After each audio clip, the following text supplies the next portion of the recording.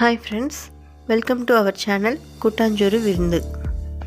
நம்ம சின்ன பிள்ளையா இருக்கும்போது பெட்டி கடைகளில் போய் ஆசையாக வாங்கி சாப்பிடுவோம் இல்லையா எள்ளு மிட்டாய். அது எப்படி செய்யறதுன்னு இன்னைக்கு பார்க்கலாம். இது செய்ய ரெண்டே பொருள் தான் தேவை. 1 கப் வெல்லம், 1 கப் எள்ளு. இது ரெண்டு மட்டும்தான். 1 கப் அளவுக்கு வெல்லத்தை எடுத்து அதை இது போல் இடித்து வச்சுக்கணும். இது நம்ம ஒயிட் சுகர் பயன்படுத்தியும் செய்யலாம். ஆனால் அதை விட வெல்லத்தில் செய்யும்போது அதோட சுவை இன்னும் கொஞ்சம் கூடுதலாக இருக்கும். எள்ளில் மொத்தம் 3 வகை இருக்குது. அதில் ரொம்ப ஸ்பெஷலான இந்த கருப்பு எள்ளு மருந்தாகவும் பயன்படுது, நமக்கு உணவாகவும் பயன்படுது. பாத்திரம் சூடு ஆனதுக்கப்புறமா எள்ளு கொட்டி நல்லா வறுத்துட்ருக்கேன். இப்போ இந்த வறுக்கிற சவுண்டு கேளுங்க எப்படி இருக்குன்னு.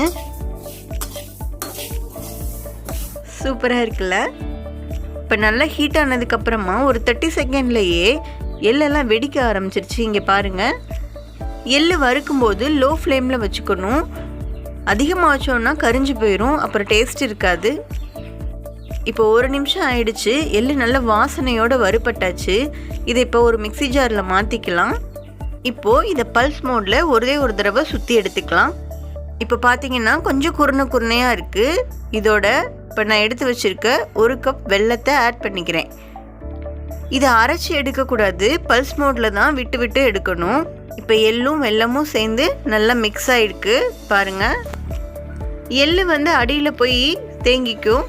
அதனால் இது போல் ஒரு ஸ்பூன் வச்சு கிண்டி விட்டு இன்னொரு தடவை ஓட்டி எடுக்கணும். நம்ம எண்ணெய் எதுவும் சேர்த்து வறுக்கலை.